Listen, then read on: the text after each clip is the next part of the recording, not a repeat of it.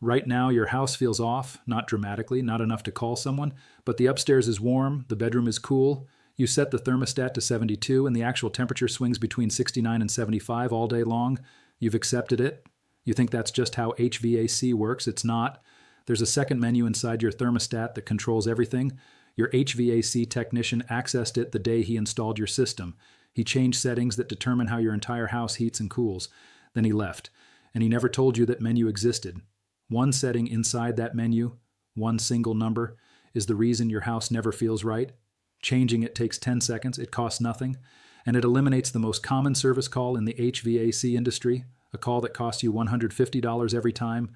For a technician to change one digit on a screen you could have changed yourself. Stay with me, because before I show you how to access that menu on every major brand, Honeywell, Nest, Ecobee, Emerson, I need to explain what's actually happening inside your system right now, and why the person you paid to set it up configured it for his convenience, not yours. Every modern thermostat has two levels of interface. The first is what you see every day: temperature up, temperature down, schedule, maybe a fan switch. That's the user menu. That's about 20% of what your thermostat can actually do. The second level is the installer menu. It controls the fundamental parameters of how your HVAC system operates: how much the temperature is allowed to drift before the system kicks on, how many times per hour the system can cycle, how long the compressor has to wait before it restarts, whether your fan circulates air between heating and cooling cycles, whether your two-stage system runs efficiently or just blasts at full power every time. These are not cosmetic settings. These are the settings that determine whether your house is comfortable or not, whether your energy bill is $200 a month or whether your compressor lasts 12 years or 8, and your technician set all of them on installation day, locked the menu, and walked out. Let's talk about what that costs you. The average American household spends $2,154 per year on energy. Heating and cooling account for roughly 48% of that, just over $1,000 a year. Over 10 years, that's more than $10,000 spent on keeping your house at a temperature that, because of one hidden setting, your system never actually maintains consistently. But here's the part most people get wrong. When your house feels uncomfortable, when it swings between too warm and too cold, most homeowners blame the equipment. They think the furnace is too old, the AC unit is undersized, the ductwork is wrong, and so they call a technician. The average HVAC service call costs between $75 and $150. The technician comes out, looks at the system, and in many cases adjusts a setting in the installer menu that the homeowner could have adjusted themselves. One visit, one number changed, $150. The Department of Energy confirmed decades ago that thermostat configuration, not equipment age, not duct design, is the single most impactful variable in residential comfort and efficiency. And here's where it gets interesting. The HVAC industry in the United States generates over $130 billion per year. Service calls are the backbone of recurring revenue. The three most common residential service calls in America are these. Number 1, my house never reaches the right temperature. Number 2, my AC keeps turning on and off. Number 3, some rooms are hot and others are cold. All three are caused by installer menu settings. All three cost $150 per visit. All three can be fixed in under 5 minutes by anyone with a thermostat and a finger. But here's the part that should keep you up at night. The setting that causes the most damage is called temperature swing and sometimes labeled differential. It controls how much the temperature is allowed to drift before the system activates. Factory default on most thermostats is 1 degree Fahrenheit. That means if you set your thermostat to 72, the system kicks on when the house drops to 71 and shuts off when it hits 73. Tight, comfortable, responsive. But technicians don't leave it at 1 degree. They change it to 2 or 3 degrees. With a 3-degree swing, your system doesn't activate until the temperature drops to 69. Then it runs until it hits 75. That's a 6-degree range in your own home. You set 72 and the house bounces between 69 and 75 all day. That's not a broken system. That's one number, changed by one person on one screen you were never shown. Why do they do it? Because fewer cycles mean less wear on the equipment. Less wear means fewer breakdowns. Fewer breakdowns mean fewer warranty callbacks. The technician isn't optimizing your comfort, he's optimizing his schedule. And then there's cycles per hour.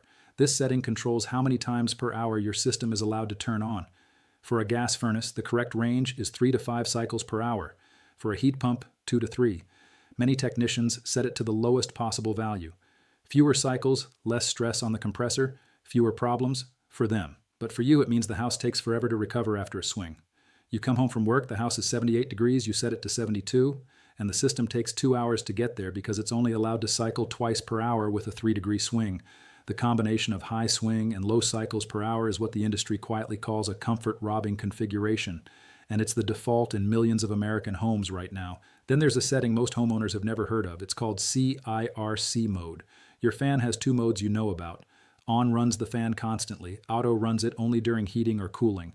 But inside the installer menu, there's a third option, CIRC. Circulation mode runs the fan about 35% of the time, enough to move air through the house, equalize temperatures between rooms, reduce humidity, and filter the air more frequently. It eliminates hot spots and cold spots without running the heating or cooling system. It's the single best setting for multi-story homes, and your technician didn't activate it because, in his words, it complicates the explanation to the client. The HVAC industry doesn't train technicians to educate homeowners. It trains them to install, configure for minimum callbacks, and move to the next job. The installer menu stays hidden, not because of a conspiracy, because of a business model. Every setting you don't know about is a service call you might make. Every service call is $150. Before I show you exactly how to access this menu on your thermostat, step by step, brand by brand, including the exact button combinations that unlock it, everything I've covered across this channel is now in one place. The hidden settings, the buried features, the manufacturer tricks. It's called the Home Systems Guide. Link in the description. But stay here, because what I'm about to show you next is the actual screen you've never seen, and the 5 numbers you need to change tonight. Now, if you already have a system installed, whether it went in last year or 15 years ago, this next part is specifically for you. You don't need a new thermostat. You don't need a technician. You don't need anyone's permission. You need your thermostat in about 5 minutes. We're going brand by brand. Honeywell T6 and TH6000 series. Turn off your thermostat, then hold the fan button and press the up arrow at the same time. Hold them both for 5 seconds. The installer menu appears. You'll see codes labeled ISU, installer setup. Navigate with the up and down arrows between parameters.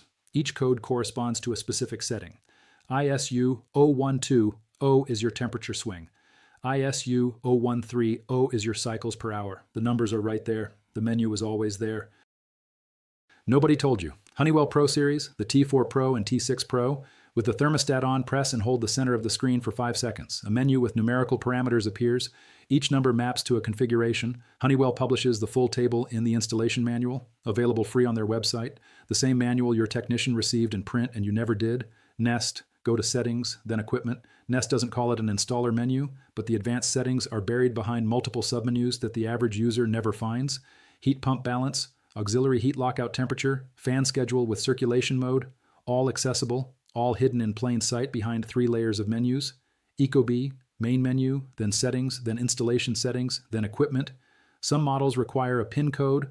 The default PIN is almost always 0000 or the last 4 digits of your serial number. That serial number is on a sticker on the back of the unit. The technician knew this. He didn't share it. Emerson and White Rogers.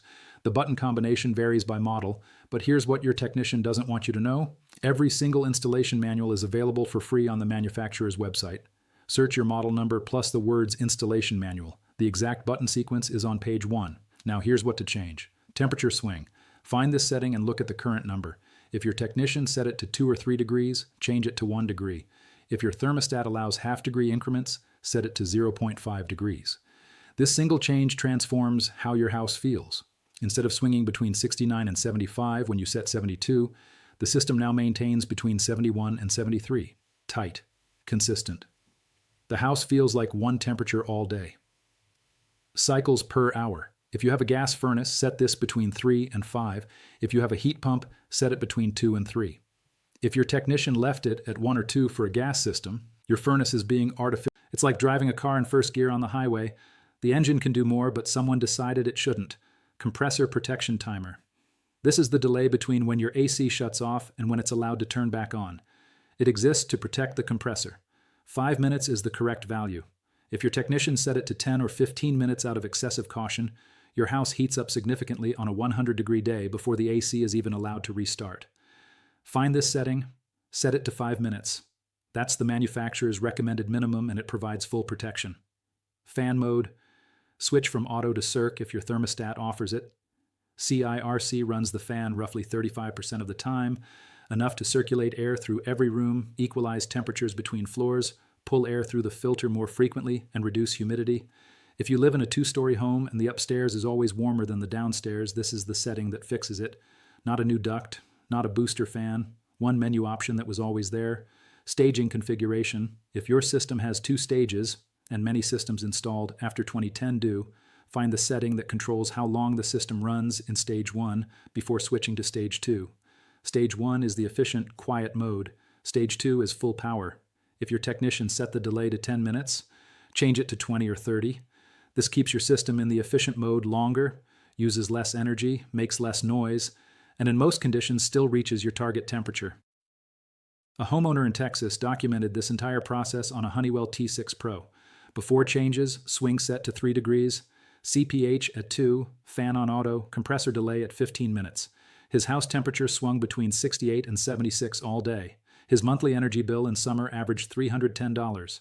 After adjusting swing to 1 degree, CPH to 4, fan to CIRC, and compressor delay to 5 minutes, his house held within 1.5 degrees of target consistently. His summer energy bill dropped to $247. That's a savings of $63 per month. $189 over a single summer. His total cost for these changes was $0 in 4 minutes of his time. A second homeowner in Ohio had been calling her HVAC company twice a year for the same complaint. Some rooms are warm, others are freezing. 2 service calls at $150 each, $300 a year. For 3 years, $900 total. The fix every single time was adjusting the installer menu. She learned to access it herself. The calls stopped. $900 she'll never spend again. The knowledge was never lost. It was never technical. It was never beyond your ability. It was placed behind a menu that nobody told you existed, protected by a button combination that nobody taught you, and serviced by an industry that charges you $150 every time you need someone to press the buttons for you. Tonight, walk to your thermostat, access the installer menu, look at the numbers, compare them to what I just told you, and change what needs changing. 5 minutes, $0. A house that actually feels like the temperature you set. Drop your thermostat brand and model in the comments right now. I want to build a database of what technicians set versus what the factory default actually is, state by state, brand by brand. And if you've already changed your settings, tell us what happened. Give us the before and the after. Your experience is going to help someone watching this video next week make the same fix in their own home. Hit subscribe, because next week I'm going to show you what's hiding inside your water heater, a maintenance valve that every manufacturer includes, that every plumber ignores, and that a 2019 internal memo from one of the largest water heater companies in America proves they knew would fail without annual servicing. The average repair when it does fail costs $800. The annual maintenance takes 6 minutes and costs nothing. You are not going to want to miss that one.